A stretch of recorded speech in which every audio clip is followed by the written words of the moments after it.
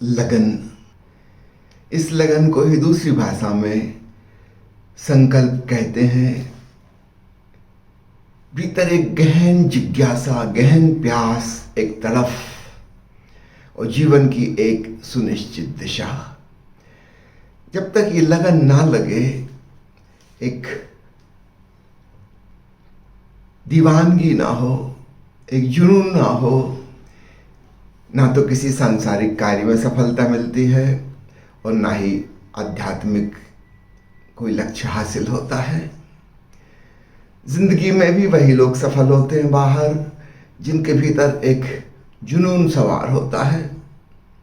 जो करना है सो बस फिर करना है, उसके अलावा फिर कुछ नहीं सोचता। और आध्यात्मिक लक्ष्य हासिल करने जो व्यक्ति चला है, उसके भीतर भी एक दीवानगी चाहिए, एक पागलपन चाहिए। अर्थात एक बार जो तय कर लिया है, फिर उसके प्रति पूर्ण समर्पण।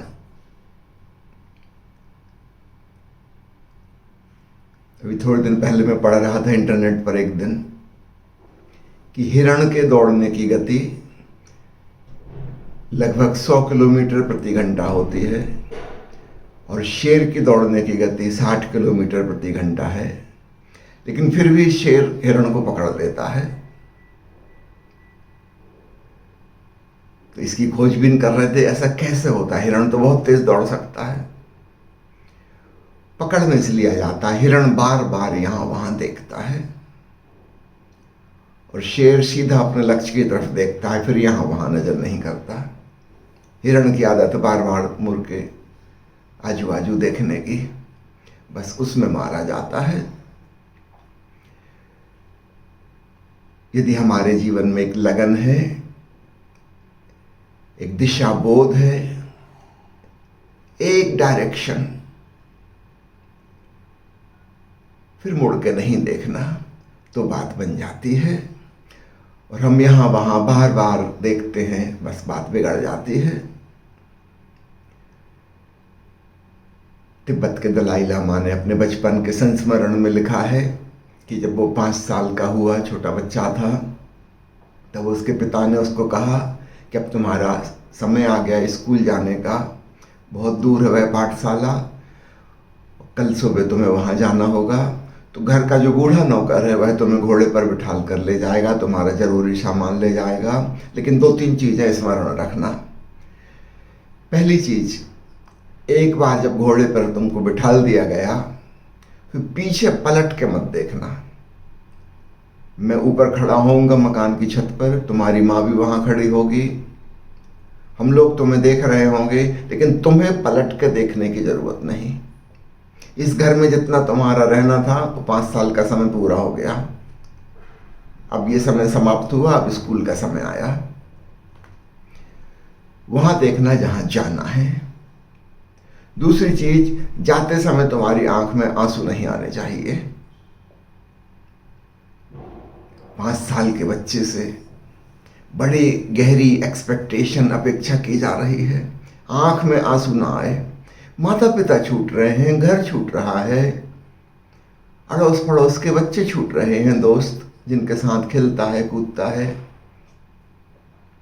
एक अनजान अपरिचित जगह जा रहा, स्वाभाविक रूप से मन में डर भी होगा, वहां क्या होगा, क्या नहीं होगा, कैसे होगा। तो पहली शर्त, मुड़ के नहीं देखना। दूसरी शर्त, आंख में आंसू ना आए। और तीसरी शर्त और भी कठिन थी कि वहां जब तुम पाठशाला पहुंचोगे तो वहां तुम्हारी परीक्षा होगी, एंट्री टेस्ट होगा, उसमें पास होना ही होना है। खूब अच्छे से समझ लो, यदि उसमें असफल हो गए, फिर लौट के इस घर में नहीं आना। फिर हम तुम्हारे माता पिता नहीं हैं। इस परिवार में असफल व्यक्तियों की कोई जगह नहीं है। अगर तुम पास हो गए परीक्षा में, फिर तुम वहीं स्कूल में रहोगे। हम लोग कभी कभी साल में 1 बार 2 बार तुमसे मिलने आएंगे, साल में 1 आध बार तुम्हारी छुट्टी होगी, तब तुम्हें घर बुलाया जाएगा, अन्यथा वहीं निवास तुम्हारा रहेगा। पास हो गए तो, और असफल हो गए तो तुम्हें जहां जाना हो जाओ, लौट के यहां मत आना, इस घर में एंट्री नहीं मिलेगी। सोचो उस 5 साल के बच्चे पे क्या बीती होगी। बड़ी कठिन कठिन शर्तें लगा दी गई, रात भर शायद सो भी ना पाया होगा।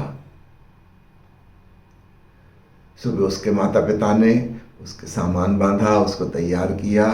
उस बच्चे को पता है आखिरी बार अपनी माँ को देख रहा हूँ, आखिरी बार पिताजी को देख रहा हूँ। घर का जो बूढ़ा नौकर था उसने घोड़ा तैयार कर दिया, बच्चे को बिठा दिया गया और माता पिता विदा लेके चले गए। जाते जाते फिर तीनों चीज़ों का स्मरण दिलाया कि हम लोग ऊपर छत पे खड़े होंगे, वहां से देख रहे होंगे, पलट के मत देखना इस तरफ, जहां जाना है वहां नजर रखो, आंख में आंसू ना आए, और परीक्षा में वहां सफल होने के पूरा प्रयास करना 100%, क्योंकि असफल हो गए तो यहां लौटने का कोई सवाल नहीं है, यहां आने की जरूरत नहीं है। माता पिता उसको छोड़ के चले गए। वो नौकर घोड़े को चलाने लगा। उस बच्चे के अंदर बड़ी इच्छा पैदा हुई कि एक बार पलट के देख ले, ये घर हमेशा के लिए छूट रहा है। माता पिता अब उन्हें नहीं देख पाऊंगा, फिर भविष्य में पता नहीं क्या होगा कि कब होगा। लेकिन भीतर जैसी इच्छा पैदा हुई पलट कर देखने की, वैसे ही वह संकल्प, वह विल पावर, वह भी घनी हो गई कि नहीं, पलटना नहीं है। घोड़ा आगे बढ़ता जा रहा है, फिर तो सड़क पे एक मोड़ आ गया। अब तो वहां से पलटने के बाद भी माता पिता को नहीं देख सकते। फिर एक बार भीतर से इच्छा हुई कि एक बार देख लूं, लेकिन पता है माता पिता बड़े ही अनुशासन प्रिय हैं, अगर मैंने पलट के देखा वो मुझे त्याग देंगे, छोड़ देंगे। नहीं पलटा सो नहीं पलटा। आंख में आंसू आने आने को थे और जैसे सूख गए, नहीं आए, क्योंकि वो नौकर देख रहा है। उसके माता पिता ने नौकर से कह दिया अगर आंख में आंसू आए तो उसको वहीं उतार देना, छोड़ देना, यहां घर लाने की जरूरत नहीं। भीतर हिम्मत प्रगाढ़ हुई। फिर तो वो मोड़ भी आ गया। कोई घंटे भर बाद पाठशाला पहुंचे। वहां के जो प्राचार्य थे उन्होंने कहा कि बेटा तुम्हारी परीक्षा होगी, और परीक्षा ये कि स्कूल की जो सीढ़ियां हैं तुम वहां पे एक कोने में बैठ जाओ, आंख बंद कर लो, स्थिर शांत होकर बैठना, और कुछ भी हो जाए तुम्हें कोई रिएक्शन नहीं करना है, कोई प्रतिक्रिया नहीं, आंख खोलना नहीं है, मुंह खोलना नहीं है, कुछ बोलना नहीं है। मैं आऊंगा दोबारा चेक करने के लिए, जब तक मेरी आवाज तुम ना सुनो कि आंख खोलो उठो, तब तक तुमको आंख नहीं खोलना, उठना नहीं है। मेरी आवाज अच्छे से पहचान लो, बीच में कुछ भी हो, कोई कुछ कहे, तुम्हें कोई मतलब नहीं रखना है। आंख नहीं खुलना चाहिए, मुंह नहीं खुलना चाहिए तुम्हारा, कुछ बोलना नहीं, चाहे कुछ हो जाए। और वह वृद्ध नौकर जो छोड़ने आया था उसने कहा कि बेटा मैं तो घोड़ा लेकर वापस जा रहा हूं, क्योंकि तुम्हारे लौटने का तो सवाल ही नहीं है। या तो तुम सफल हो जाओगे परीक्षा में तो यहीं रहोगे फिर, और असफल हो गए तो तुम्हारी जहां मर्जी हो जाना, जो करना हो करना, फिर घर लौटने का तो सवाल नहीं, इसलिए मैं इंतजार नहीं करूंगा, मैं तो वापस जा रहा हूं। वो नौकर घोड़ा को लेकर चला गया। वो बच्चा वहां आंख बंद करके सीढ़ी पे बैठा है स्कूल की, बिल्कुल शांत स्थिर बुद्ध की मूर्ति की तरह, हिलना डुलना नहीं है, कुछ बोलना नहीं, कुछ देखना नहीं है। यद्यपि पहली बार यहाँ आया है, आंख खोलने की बड़ी इच्छा है कि देखूं।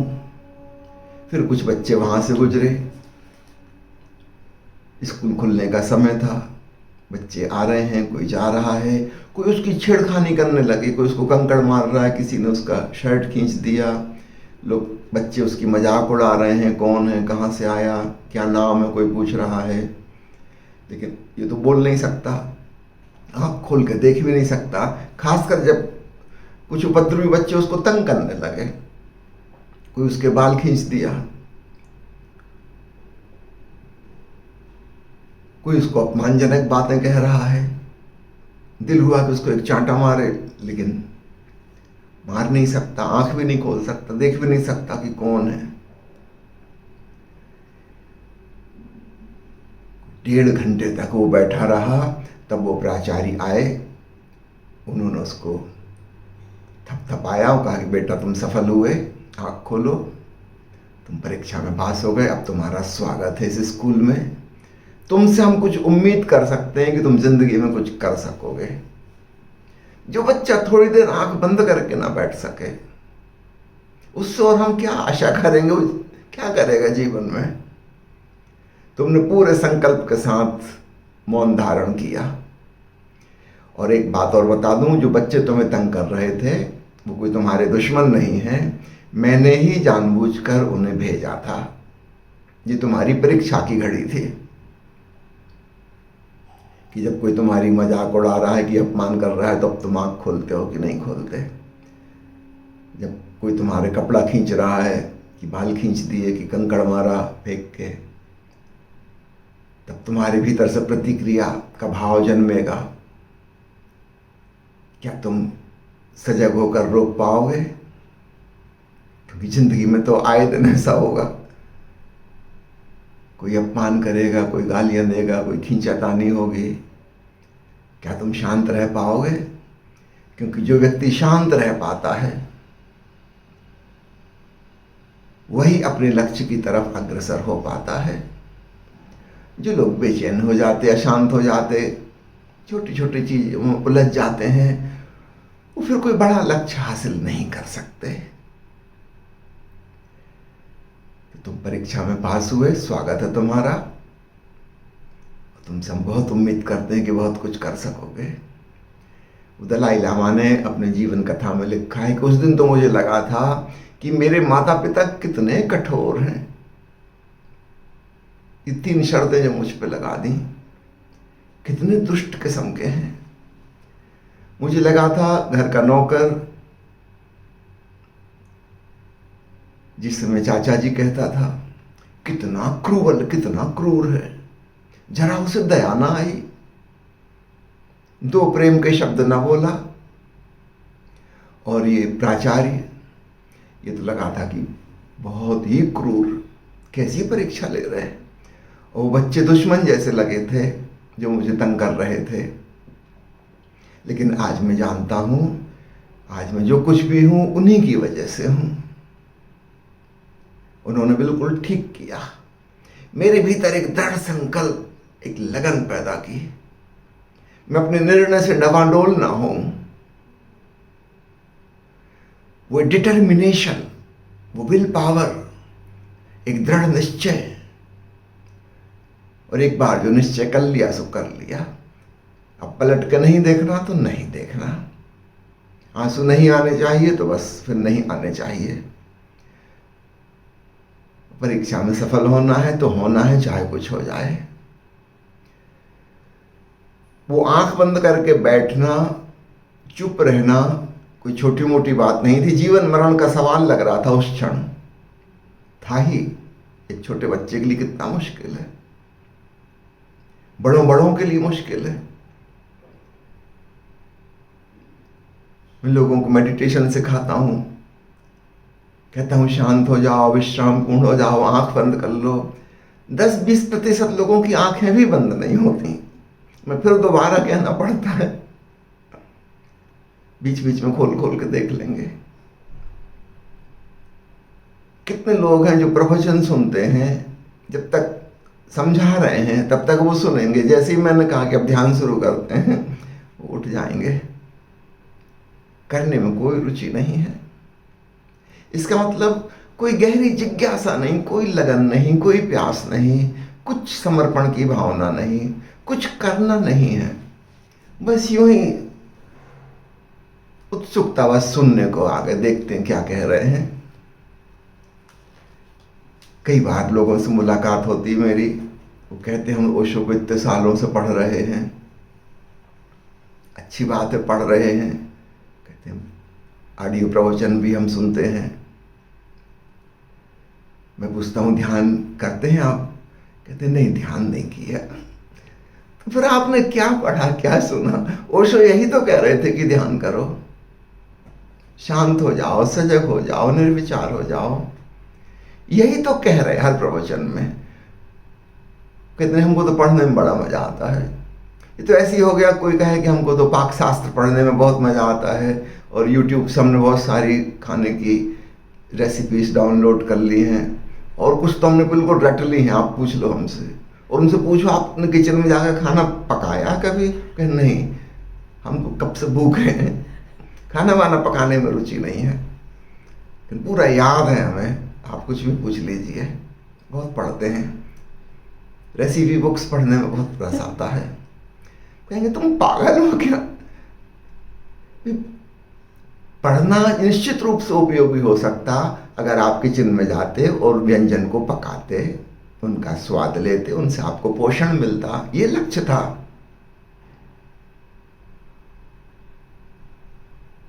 खूब अच्छे से स्मरण रखना। ओशो जो कुछ भी कह रहे हैं वो एक बहुत प्रैक्टिकल बात की तरफ इशारा कर रहे हैं। वो संकल्प हमारे भीतर प्रगाढ़ हो ध्यान का, और फिर हम सब कुछ दांव पे लगा के उसमें डूब सकें। तब तो पढ़ना सुनना सार्थक साबित हुआ, वरना एक मनोरंजन होकर रह जाएगा। जैसे और 25 किताबें पढ़ते थे, बस वैसे पढ़ लिया, थोड़ा समय व्यतीत हो गया, मनोरंजन हो गया, थोड़ा विद्वान बन गए 4 लोगों के बीच में। आप अच्छे से कुछ बात कर पाएंगे, तर्क संगत, लोगों को प्रभावित कर पाएंगे, लेकिन आपके जीवन पर ही कोई प्रभाव उसका नहीं पड़ेगा। कई लोग सवाल पूछते हैं कि हम इतने सालों से फलाने फलाने गुरुजी के साहित्य पढ़ते हैं, सुनते हैं, सत्संग में जाते हैं, मगर जीवन में कोई रूपांतरण नहीं हुआ। काश पढ़ने सुनने से हो जाता, तब तो बड़ा आसान था। पढ़ने सुनने से तो नहीं होगा। हाँ, पढ़ने सुनने से स्टार्टिंग पॉइंट हो सकता है कि हमें कोई बात समझ में आ गई, हमें ठीक लग गई, और ठीक लगने के बाद हम उसको प्रायोगिक रूप से अपने जीवन में उतारें।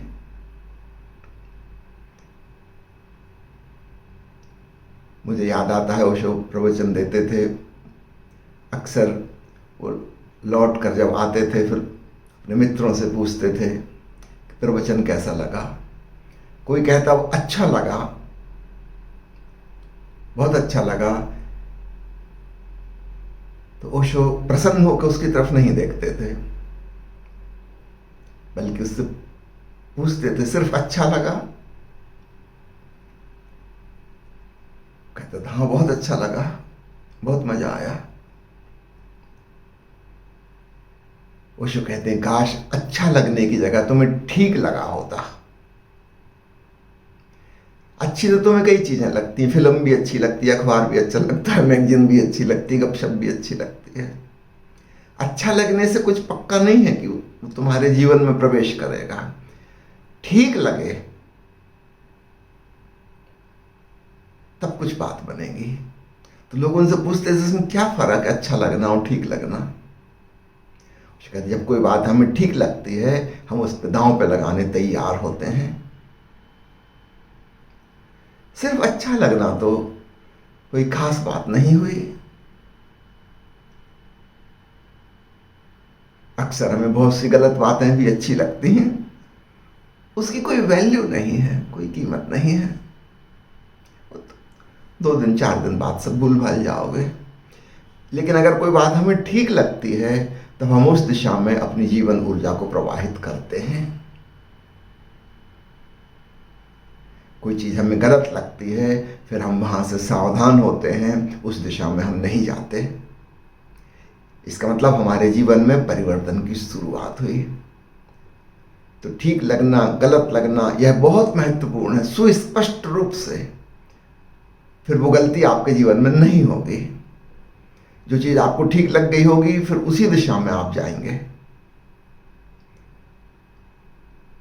बड़ा छोटा सा भेद लेकिन बहुत बड़ा भेद। हम कभी सोचते नहीं कि अच्छा लगना और ठीक लगना में इतना बड़ा भेद, बहुत बड़ा भेद। खूब अच्छे से स्मरण रखना, बिना संकल्प के कोई साधना नहीं होती, कोई साध्य प्राप्त नहीं होता। क्योंकि जीवन को हम दांव पर ही तब लगाते हैं जब कोई बात हमें बिल्कुल ठीक लगती है, करने योग्य, जीने योग्य लगती है।